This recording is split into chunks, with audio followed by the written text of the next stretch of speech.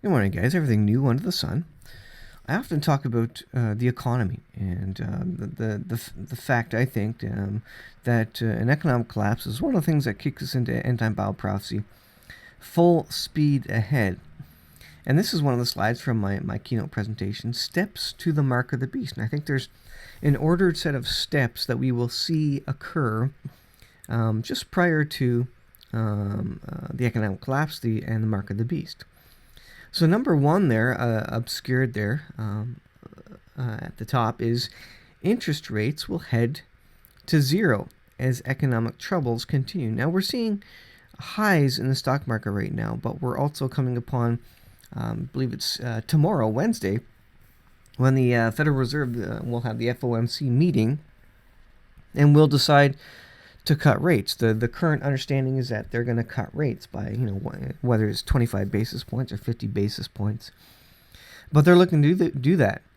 And so as rates head towards zero again, and even below zero, when it gets really bad, there will start to be talk of a move to a digital system and even a world system after an economic collapse.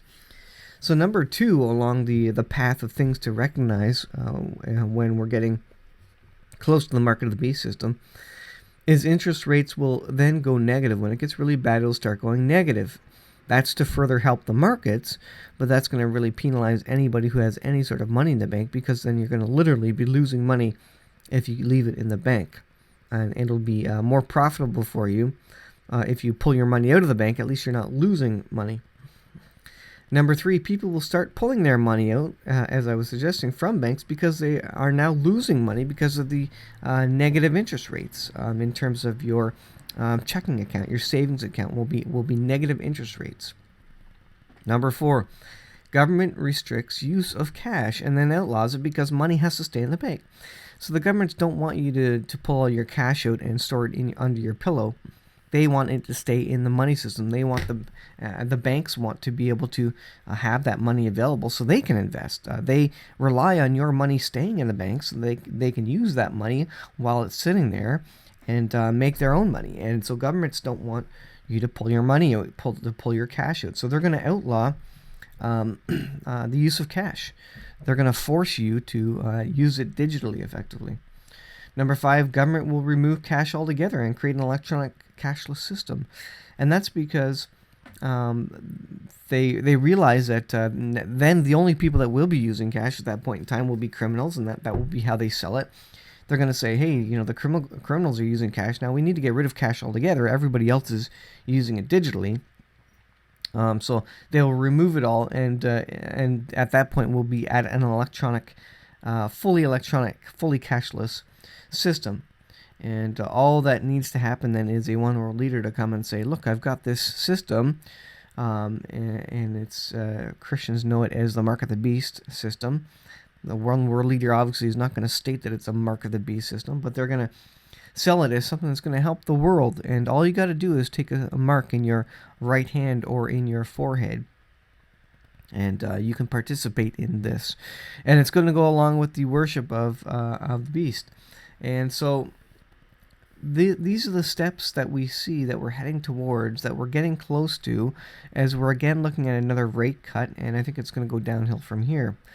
And so I think an economic collapse really happens and is the key thing that triggers Isaiah 17, destruction of Damascus, and the Ezekiel 38 war. So in the bottom of the slide, you can see on the timeline there, the economic collapse happens sometime prior to the year 2021, I believe. And then we have the prophetic words of Ezekiel 38 and Isaiah 17. And remember, when the Antichrist comes and confirms a peace agreement, he's probably not going to come at a time of existing peace, because there will be no one there that really wants peace at that point in time. He's probably going to come at a point in time where there's great upheaval, strife, wars, rumors of wars. There's going to be great conflict, and then he will come in as a quote-unquote peacemaker, and he will confirm a covenant, and that's what people are going to go along with. They're going to go along with what he confirms. So I think it makes a lot of sense that a war and great significant Middle East strikes are happening at the time that this peace plan is implemented.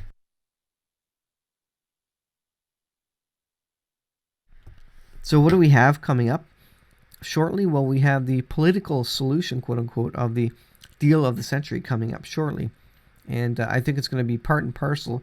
It's going to be coming out while all these things are occurring, and they're going to call the Middle East situation in Israel. They're going to call it, the reason for all the issues in the world. And they already call Israel the problem for all the wars in the world. They say, the world says, if we can only resolve the Middle East peace situation, then we can resolve all the wars in the world and have peace around the world.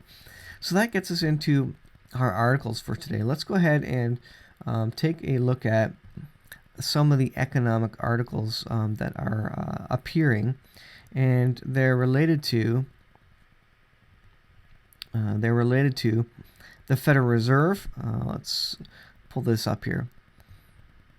So federal borrowing soars as deficit fear fades, it says. So they're borrowing more money out of thin air. Borrowing by the federal government is set to top $1 trillion for the second year in a row. So it's going up $1 trillion every year now, apparently. It was sitting at $22 trillion, and now every year they're borrowing another $1 trillion. So this is huge. I mean, it took a long time to get to even 10 trillion, and we're going to march to 30 trillion, very, very soon. Maybe if Trump gets into a second term, by the end of a second term, we'll probably be at 30 trillion. In the U.S. will be at 30 trillion in debt. That's if the Lord tarries. So it says, for the second year in a row, its higher spending outpaces revenue. So why don't they just cut their spending? That's kind of the big question. But of course, they're never going to do that. They can't do that. That would trigger a civil war internally to cut any sort of money. The Treasury Department said Monday it expects to issue $814 billion in net marketable debt in the second half of the calendar year, bringing a total debt, it says, to $1.23 trillion in 2019. So let's go on here. Did Steve Leisman just expose the existential reason for a Fed cut this week? Well, here's a chart. Stocks are at record highs. Stock markets are at record highs there. Unemployment is apparently at near record lows. Inflation is only marginally below mandated levels. They try and keep inflation at about 2%. They always want that occurring because that's what keeps the debt market system going.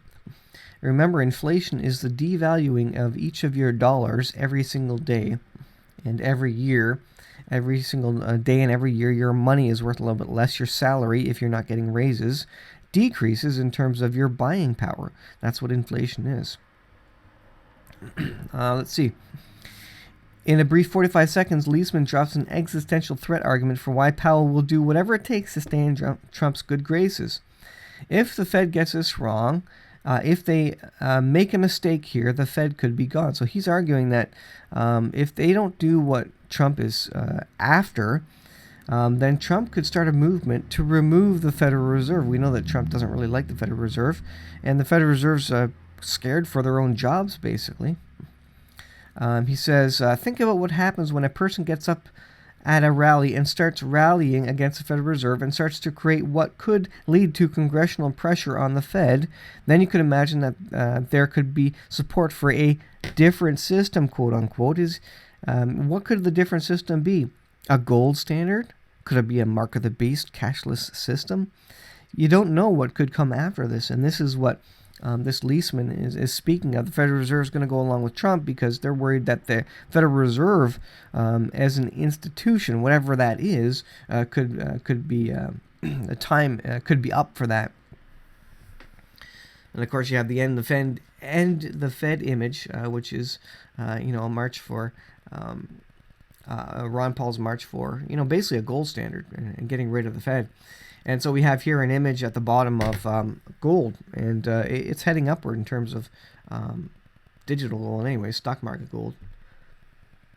Trump slams Fed. Quantitative tightening was a big mistake. And Trump says a small rate cut isn't going to be enough. So he thinks that a 25 basis point rate cut is not going to be enough. Unfortunately, slashing rates by 25 basis points simply isn't enough. The Fed has made all the wrong moves. A small rate cut isn't enough, but we will win anyways, he says. He wants the Federal Reserve to cut significant rates. And all that's going to do is confirm to the public and to the world that the economy is not in a good situation. JP Morgan finds stocks are massively overbought ahead of Fed's rate cut. This means that stocks, well, they're overbought. This means that they're not worth as much as they apparently seem to be. That means there's probably going to be a big sell-off, depending on the rate cut. Look for some significant volatility, depending on what the Federal Reserve does. And, these banks are coming out and starting to say that the market's overbought, the stocks are overbought, the economy is in bad shape. These are the banks saying that. Now, the banks are backed up by silver. They have tons and tons of silver. They back themselves up, some of these banks anyways, JP Morgan and some others. But it's significant that the banks are coming out and saying things are bad in the economy. And I think this is part of the lead up to the year 2021. We will see an increase in volatility, and the market crash may not happen this year, but we're going to see increase in rhetoric relating to it, increase in speculation, increase in worries and fears on the stock markets, and the stock market going up and down, and greater calls for gold standards, etc. We're going to see all these things, and this is all related to, I believe, Bible prophecy, and I think this is all going to kick off the prophetic wars and all the rest of end-time Bible prophecy. I think the economic collapse is the one key piece that pulls all the world into this end-time scenario, end-time period. All right, one last article here. This is from Breaking Israel News. Israel attacks Iranian targets in Iraq. So Israel is now not only targeting Iranian targets in Syria, in Lebanon, but now they're significantly going after targets in Iraq as well. And so when do these sovereign countries step in and say, this is it, we won't stand for this, and go to war against Israel? When do they do that? I don't know. But Israel is doing it with impunity. Now Iran has come out and said, well, we have technology that can see your stealth planes, your F-35s. I don't believe that's the case. It was reported in Debka file that on Sunday, Israeli Air Force attacked Iranian military targets in Iraq for a second time in 10 days. So there's a buildup of attacks in Iraq.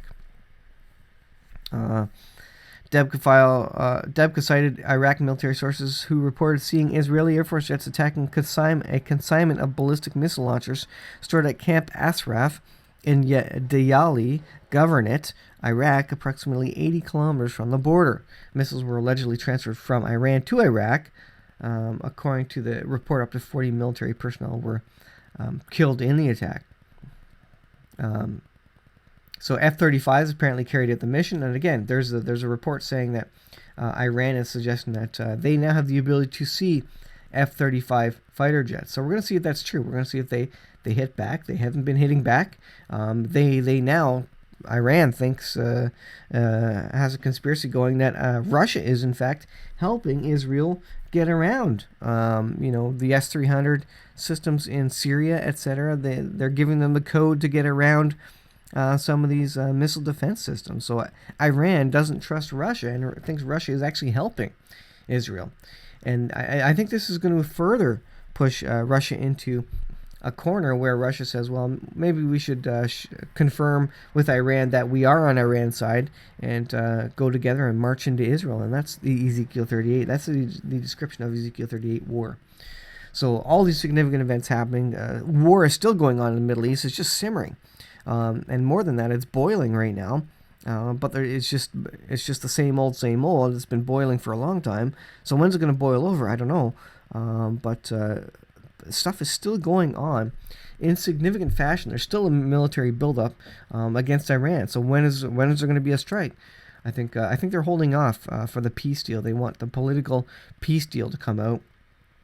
I suggest to you that the peace deal will fall, will fail.